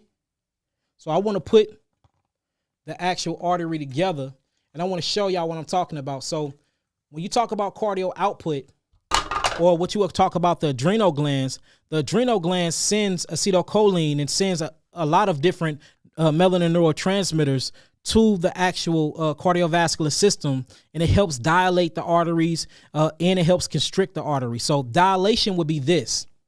This is dilation. Y'all see that dilation? How the blood artery is actually open. But then you go to the next one. Notice how it's closed. All right. So you got an open artery right here. Then you got a closed artery right here. Now, what's happening is this. When the body dehydrates because you're not drinking enough H3O2 or enough H2O, or you're not bringing in enough minerals, what happens is these arteries will constrict themselves. So when the artery constricts itself, the blood still have to flow properly. So the adrenal glands is sending melanin neurotransmitters and telling the heart to open up more blood because the artery's constricting. It's saying, look, since I'm not getting that much adequate amount of blood to flow through to feed the body the phytonutrients, it tells the heart valve to open up itself more. So the heart starts to literally have an overflow of blood. Now, blood is pressurized and they got to shoot through the arteries. But remember, the arteries constricted like this. So the blood go through the arteries and press against that wall. When the blood go through these arteries and the press against these walls, it raises the pressure up. But notice what caused it to do that. The adrenal glands. Then you got the bottom number systolic, which is the kidneys, that holds a couple of pints of blood every minute or every second of the day. This is going to blow back on the kidneys and it's going to increase the pressure on the kidneys. This is what makes the blood pressure goes up. That's why blood pressure damages the kidneys, because you have too much pressure of blood in the kidneys, in the renals, right? In the tubular of the renals, in the nephrons of the renals. And then you have too much blood that's flowing through these constricted arteries. So the best way to dilate the arteries is things like this: a hot and cold shower. Get things moving. So literally do 5 minutes of a cold shower, then immediately turn it to hot, and do hot, and then do a hot shower. Another thing is a sauna, a steam sauna. Sweating does something good. Now, make sure you drink a lot of water before you go into the sauna, because it will dehydrate you more. But it's something about the pressure of that heat and the temperatures that it will change your whole entire molecular structure, and it increases blood flow. I don't know why it does that yet. I need to do some studying on that, but there's many articles that show it does. And the next thing is hydrating the body. Make sure that you're getting the right amount of hydration to the body for the constriction of the vessels won't have to happen. If you ever seen a snail, have you ever put salt on a snail? And you see what happens when you put salt on a snail? The snail starts literally dehydrating itself until it dies and you don't see it anymore. Same thing that happens when you have high amounts of sodium within the system and you don't have a lot of potassium and water within the cell. What's going to happen is the cells are going to start to dehydrate. The integrity of the cells are going to start constricting and not dilating. Well, you have to remember that even though we call these arteries or veins, these are still made up of what, y'all? Cells. So when you start constricting the cells because they're dehydrating, then what happens is you constrict the whole artery tube. And when you constrict the whole artery tube, the adrenal glands is going to get scared, fight or flight come on, adrenaline, cortisol kick up. It's going to say, hey, heart, open up. Because remember, the heart is a valve. It's going to tell that myocarbonate, open up, get more blood here. It's going to tell the lungs, hey, pump more blood to the heart. The heart going to open up, and then there's going to be an overflow of blood in the arteries when it's constricted. And this pressure is going to be so hard that it's going to raise up the actual diastolic and systolic. And this is what you call high blood pressure. If y'all got what I said so far, type in some nines. And I'm going to tell y'all exactly what to do or high blood pressure? Well, I already told y'all, but I'm gonna tell you again. Yes, hydration. Blood pressure is dealing with kidneys and adrenals, family. Kidneys and adrenal. It says the left and the right blood pressure indicates the functionality of the left and right kidney and adrenal.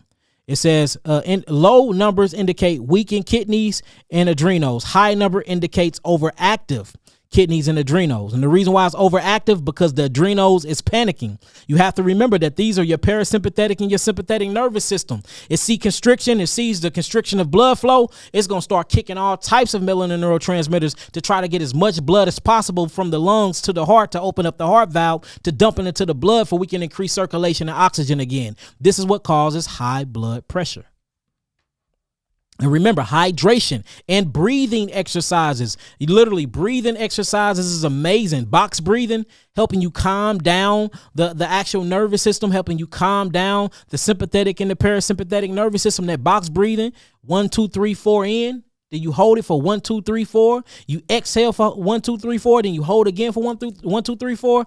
Amazing for lowering your blood pressure within minutes. And literally, you doing this.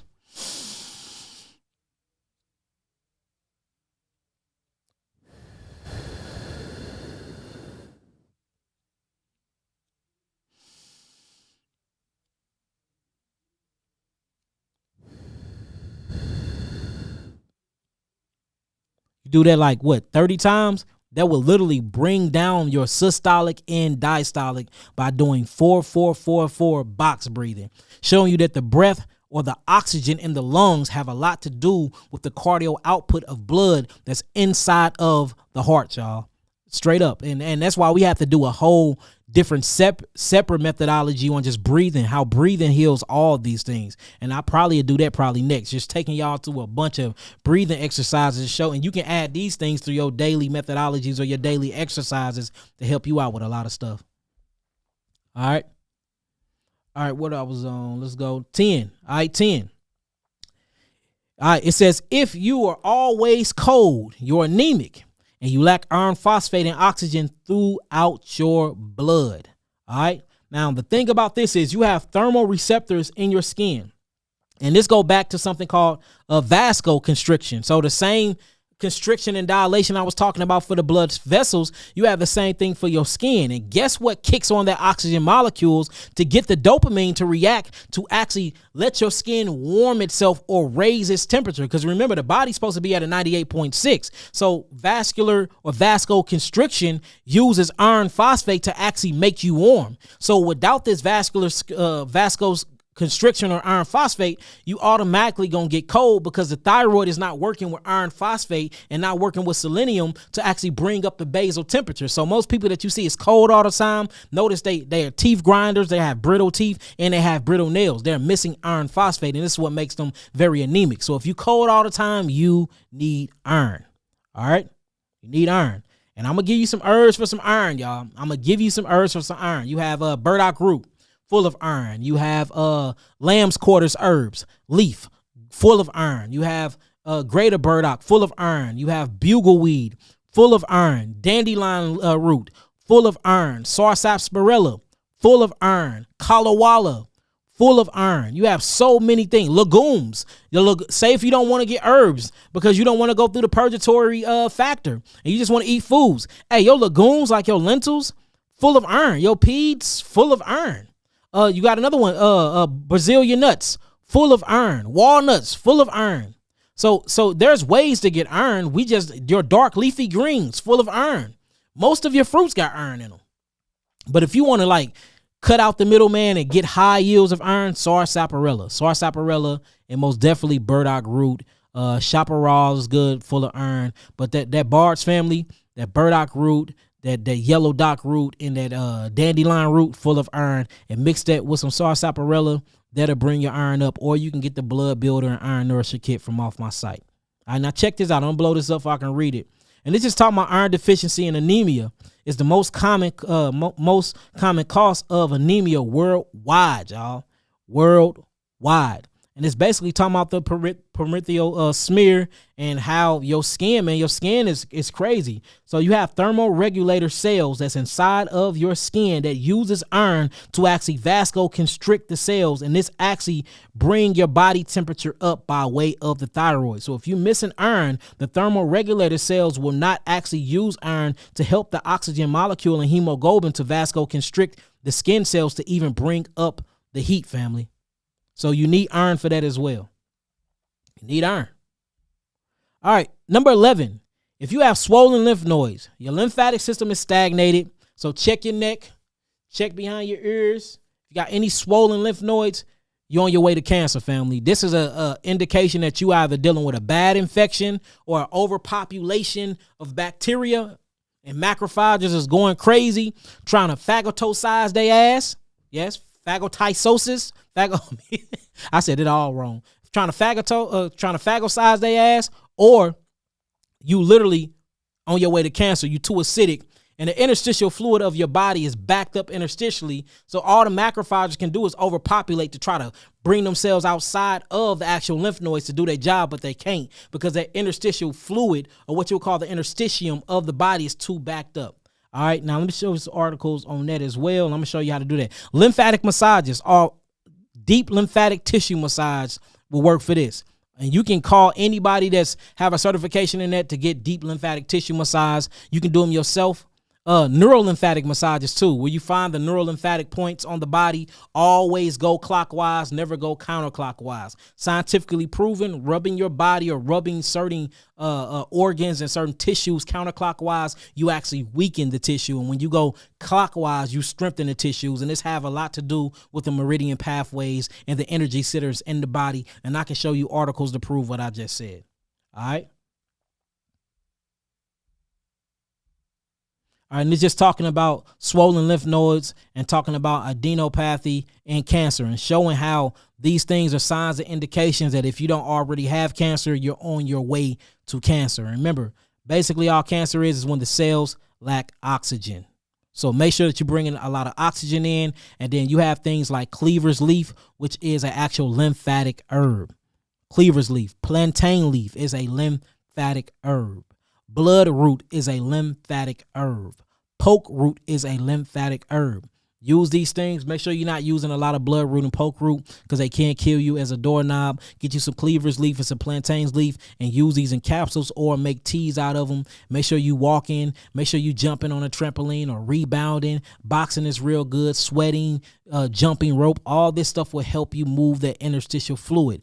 But make sure that your kidneys and your adrenals are online before you start moving lymph, because you can't kill yourself. So I recommend that you get the kidney and adrenal kit from off of my website. And I already gave you the herbs for the adrenals. And if you want good kidney herbs, you have parsley leaf, you have juniper berry, and you have cleaver's leaf. These are amazing, and violet leaf. These are amazing herbs for the kidneys, or you can go on the website and get the kidney and adrenal kit. Okay? All right, 12.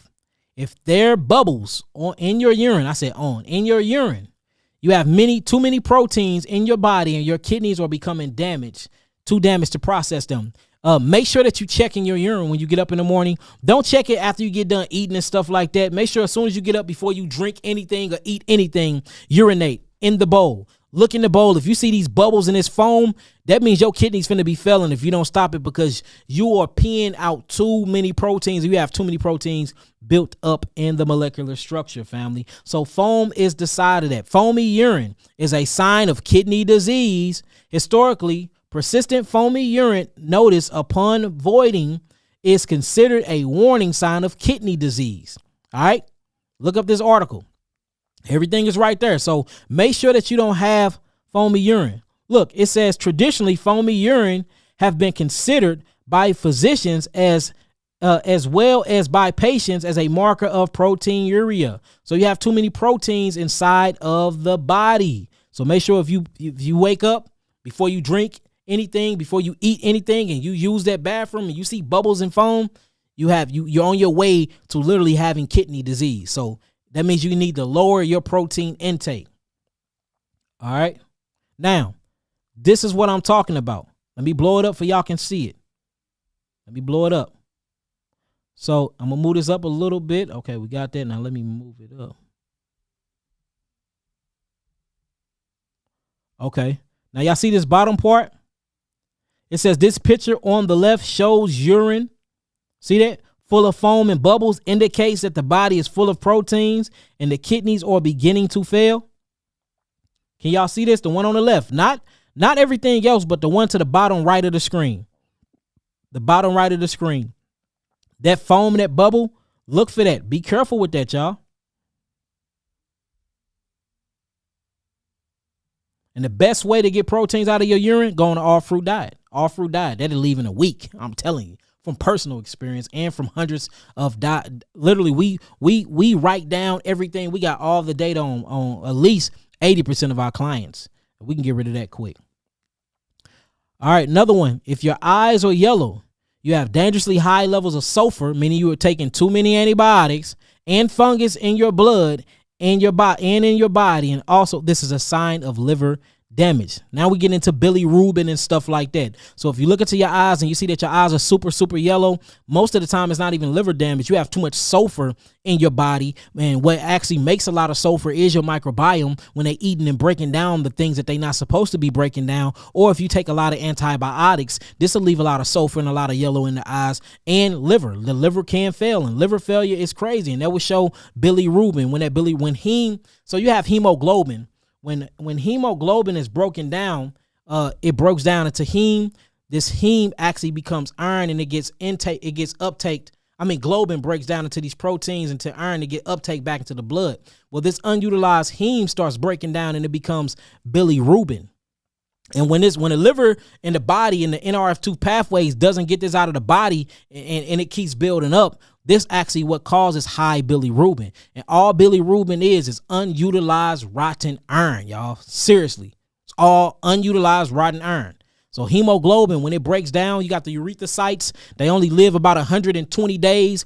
Hemoglobin break apart from it. Then you have the macrophages that come, and macrophages ass breaks it all down, eat it up, go through its lysosomes and its exosomes. Then you left with two particles. You left with globin and you left with heme. Globin breaks down into iron and be reuptake through a protein method, right? Heme break down and become bilirubin. But if the liver is not working and the gallbladder is not working properly, it sits in the liver and it coagulates. This coagulation of this broken down heme or this broken down iron, it becomes yellow. What you think when iron rots and blood rots, what it become? It comes this yellow brownish color. And this yellow brownish color is called bilirubin, and it raises in the body. This is an indication that your liver and the pathways of the liver is not working properly, y'all. I hope I said that right. The last one is, I didn't write this down, but it was something I was thinking about, so I typed it up when we was here. Swelling. If you see swelling of the legs, swelling, constant swelling of the arms, the feet, you're retaining too much water. That means that you're very, very acidic. And what happens is when you're super acidic, wherever that location that you're acidic at, the body will pull water from the cells to go rush to that area to try to hydrate the cells or buffer that cells before it actually have an inflammatory response. So inflammatory responses is good for the body, but when it stays there too long, the symptomology does cause this manifestation of so-called disease. So before it get to that spot or get to that point of that process in the body, water get pulled from the cells, leaving salt and potassium there, and it goes to that part of the body and it tries to neutralize the acids. And that's where you get anemia from. That's where you get swollen legs, swollen arms, swollen necks, swollen elbows, and all of this from. That means you're extremely acidic. And to get rid of acids is by stop eating acid-forming foods, going on an all-fruit diet, staying away from an acidic environment, staying away from toxic acidic relationships, family. All right? Now, I want to do one more. If y'all want to get into poop real quick, or do y'all want to do that tomorrow? Let me know. If y'all want to get into poop real quick, let me know. We can do it on this segment. I know we've been live for a little minute now. We can get into poop now, or we can wait. What y'all think? Let me know. We can get into poop now, or we can wait.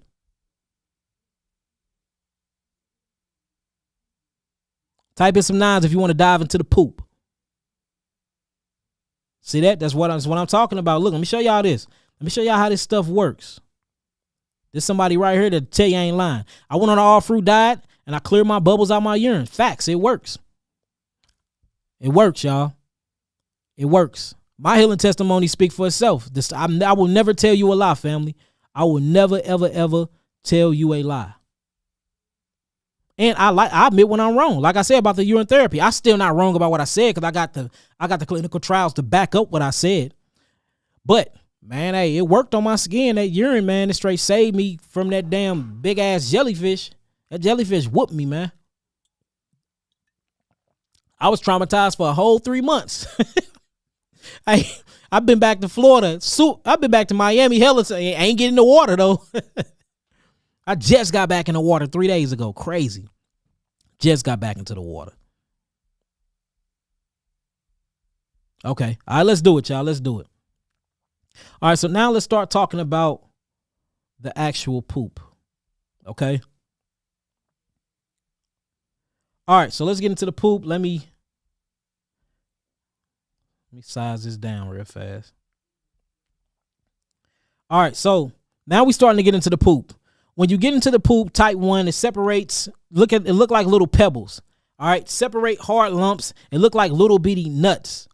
This literally means that you are dehydrated and constipated. So marbles mean that you're dehydrated, and it means that your actual microbes are being depopulated, meaning that you are missing gut bacteria, y'all. It means you're missing gut bacteria and you're very constipated.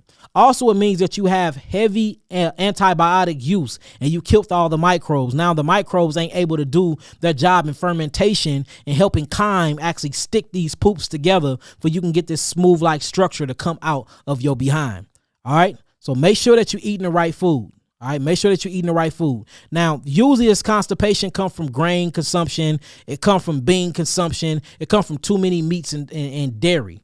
And I don't want to mind y'all, 99% of African Americans, so-called African Americans, or what I'm going to call us Aboriginal Americans, we are actually lactose intolerant. It's a book, man, what's his name? It's a Mexican healer. I got the book because Dr. Sebi talked about it, and I bought the book and it straight said it. But he did scientific research and he have the scientific database to back it up that, so-called Aboriginal Americans was not straight made to eat dairy products, y'all. And he had all the scientific data on it. I'm going to find it tonight and I'm going to post a picture of it and I'm going to put it on all my platforms. Y'all got to get the book. I think it's called How to Heal or something like that. And it's by a Mexican. And I read it, man. I'm talking about that. Man, I'm talking about he went in on the book. It was some things in there I disagree with, but the fundamental literacy of the book just blew my mind. No, I'm not going to lie. But I'm going to post that. Then the next one. So that's type 1, pebbles. Type 1, marbles. This is unhealthy. So if you got marbles and you got pebbles, this is super unhealthy. This means that you're constipated and you're very, very dehydrated. Now you got the marbles and the pebbles that stick themselves together, but they are not smooth. And this is what you'll call the sausage shape, but it's very, very lumpy.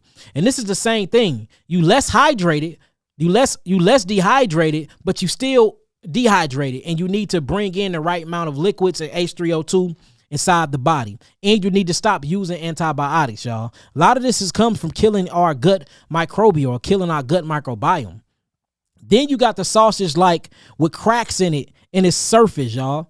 This is usually due to not only dehydration, but a lot of people with high blood pressure will see that they poop look like this too, showing that the constriction of the arteries does something to the gut. And I bet you there's going to be articles that come out within the next 10 years that's talking about this, how high blood pressure and how, certain types of systemic acidosis play a major role in the formation of your poop, family, and the formation of your poop. Then you got floaters. All right. When you start looking at floaters, 4 is actually how your poop supposed to look. It's supposed to be smooth. It's supposed to not have any grooves in it, and it's supposed to look like a long tube. That's how your poop supposed to look. The other ones, man, these are bad types. Now check out these soft blobs, these clear edges. These are floaters. Now y'all know what floaters mean. Floaters, what floats? Fat floats. If you see a fat person, he float way more than a skinny person when you put him in the ocean and when you put him on water. So when you start seeing a lot of floaters or poop or little marbles that float to the top of the actual toilet, that means that your liver and your gallbladder is not functioning properly or creating bile, because bile breaks down fats for fat can be absorbed, because you need cholesterol and fats. You need fats to not only make cholesterol, which is the sexual hormones, but you need fats also too, because your brain eats 98% fats. The other one is the antioxidants that I was talking about from the berries. So that means that your liver and your gallbladder is not functioning properly. All right, so make sure that you don't have floaters, and if you do, get on that website and get you some liver and gallbladder tinctures. Get you a liver and a gallbladder capsules off my website ASAP. And then you do have milk thistle and dandelion leaf. Milk thistle seeds and dandelion leaf is very good for cleansing the liver and the gallbladder family. If y'all got that so far, type in some nines. All right. Then you got the fluffy pieces with rigid edges that's super, super mushy. This is a messed up situation because this shows signs that the pancreas is in fact weak and that you are not using all of the liquids in your body. And it's basically like you're edemic, but you're edemic in the bowel walls. You're not edemic in the legs. You're just edemic in the bowel walls. And this actually causes diarrhea, meaning that your food is coming out too fast and your body is not breaking these foods down. It's collecting a lot of water molecules because the body is full of acidosis. So it comes out in clunks like this. And usually this happens at least 30 to 40 minutes after you eat, you poop, and you poop like this, meaning that you're not even getting the right phytonutrients from your food. And then the next one is the watery, no solid pieces at all, entirely liquid. There's many certain types of different diseases that causes this, but usually this is obstruction in the bowel wall, and you need to cleanse the bowel wall and regenerate the bowel wall. And usually this is from no microbiotas too. So it's very, very imperative, and it's very, very important that we take prebiotics to increase the lifespan of our probiotics. That way we don't never have to get antibiotics. Prebiotics is food for probiotics, and the best food for probiotics is fiber. So if you increase fiber, like bananas is high in fiber, apple skins is high in fiber, this will actually have something to feed the actual bacteria, but you have to replace the bacteria. And the bacteria is usually in the food, but if it's taking too long for it to pleomorphosize out of the food, then get my 3 bitters. My bitter one have a lot of fiber in it, and it have a lot of good bacteria already in it that's attached to the actual the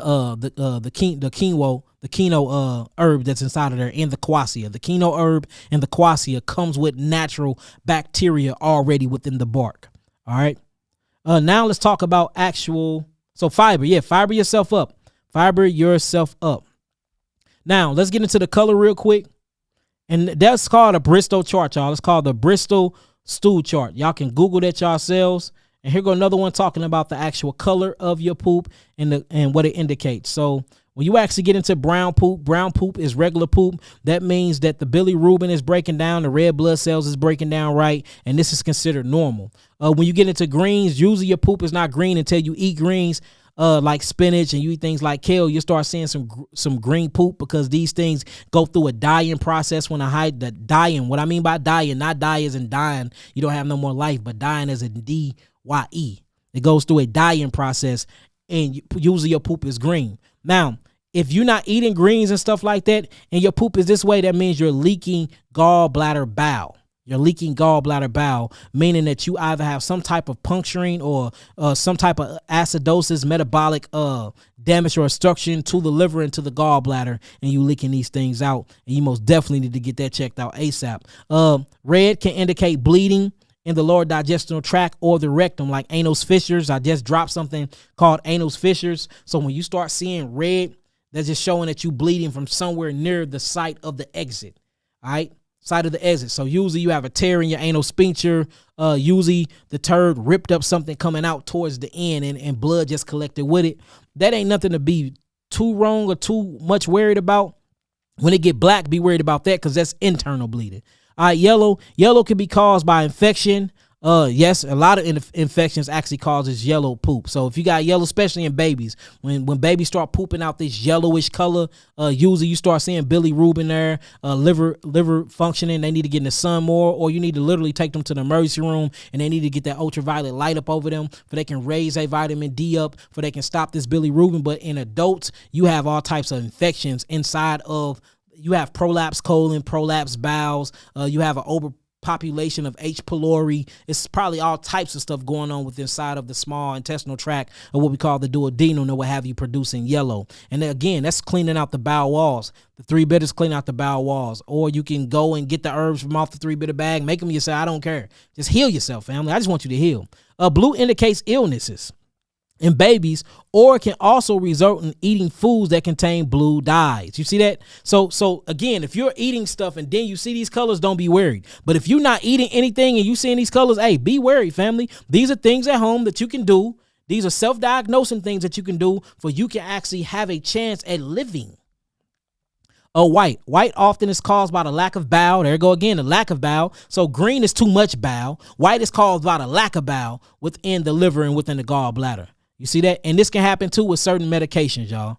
And then again, black. When you see black stool, be wary, y'all. This is the worst one to me because black is caused by bleeding in the internal bleeding in the upper digestional tract, family.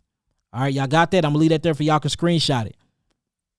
If y'all got everything I said so far, type in some nines. I was going to open up the phone lines tonight, but it's way too late. It's way too late. But I'll probably open up the phone lines Saturday or Sunday. I might go live Sunday. Screenshot that, family. All praises, all praises. I'm going to do one more commercial before we get up out of here. So remember, if you need any herbs whatsoever, go to www.yakiawaken.com. Any of your healing modalities, anything you need, we have it. Click on the education tab. The education tab have so much free information on there for you can learn things. You also can click on Herbal Store. We have everything from consultations, capsules, geogenetic therapy, tinctures, teas, powders, sea herbs, kits and bundles, tonics, oils, hygiene soaps, the whole 9 yards, y'all. We got it all. Also, if you want to see me, please show up to Texas. We're going to be in Texas, 30 minutes away from Houston. We're going to be in Prairie View, and we actually going to be at a HBCU. So come out and see me. Go to Eventbrite/HBCU Health Liberation Tour. Tickets, type in Yaki Awaken and get your tickets now. We only going to do a little select people there. It's a 900-seater. But you know, I like to make it scarcity, and I want to be able to give y'all all of my energy. And it's just hard for me to give my energy to 900 people. So we actually capped it off. I'm not going to tell y'all what we capped it off at, but we did cap it off. So get the tickets. It will sell off. It will sell out. There is no event that we did that didn't sell out. So it will sell out, but I won't be able to really give all of y'all my energy, be able to meet everybody, take pictures with everybody, shake hands with everybody. I'm still doing consultations and we selling herbs. 900 people for this venue. It just be too much right now. I'm thinking about doing like 1,000-seater one of these days, probably towards the summer. But since we kicking this tour out, I want to start it off kind of small. That way I can give y'all my energy and really talk to y'all and get personal with my followers. You know what I'm saying? And it's kind of hard to do that with a big crowd. That's all. So make sure you get your tickets, family. They're gonna be sold out. All right, with that being said, peace, love, light, and healing. If this entire transmission was good for you, if you learned some things, if you can take this information and apply this information now, and if you really can apply what you just learned, type in some sevens. Give me some sevens. Sevens represents completion. We most definitely coming to Trinidad, family. We coming to the Virgin Islands probably sometime in July, I believe. We're gonna be in the Virgin Islands. That's not be able to tell y'all about that though. But we have been talking to people in the Virgin Islands. I just haven't signed the contract yet. Yes, loose stools represents misbinding chemistry. They asking for my Rumble. This is my Rumble, y'all. The crazy thing about the Rumble, it don't give me a link, man. I don't know why it don't give me a link, but it don't give me a link. But this is what it looks like, y'all. This is my Rumble. There's a lot of people pretending to be me. I only do business in my actual website. If it ain't www.yakiawaken.com. Hold on, let me get this camera to do what it's supposed to be doing. All right, see, that's my Rumble right there. That's my Rumble. Y'all see cancer healing testimonies, herpes healing testimonies on here. We got the little 7-year-old boy that had thyroid cancer healing testimony. I re-uploaded the secrets connection between extraterrestrials and African Americans is on there, and they popping too. And I only had this channel. I literally just got this channel up and running probably almost a month ago. I've been headed low key for about 6 months, but I didn't post nothing on there. So, I just started posting. It's popping. The parasite video on there. I'm gonna upload that circadian rhythm one is on there that they hurried up and took that circadian rhythm down off that old page. So that's up on there. All of it, man. I'm uploading all the videos that I cannot upload until my app is done. Here go my app, y'all. But until my app done, let me show y'all my app real quick.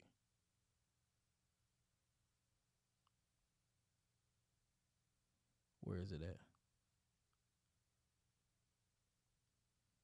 Oh, dang, it say it's expired. I need to hurry up and re-download that. So the app expired, y'all.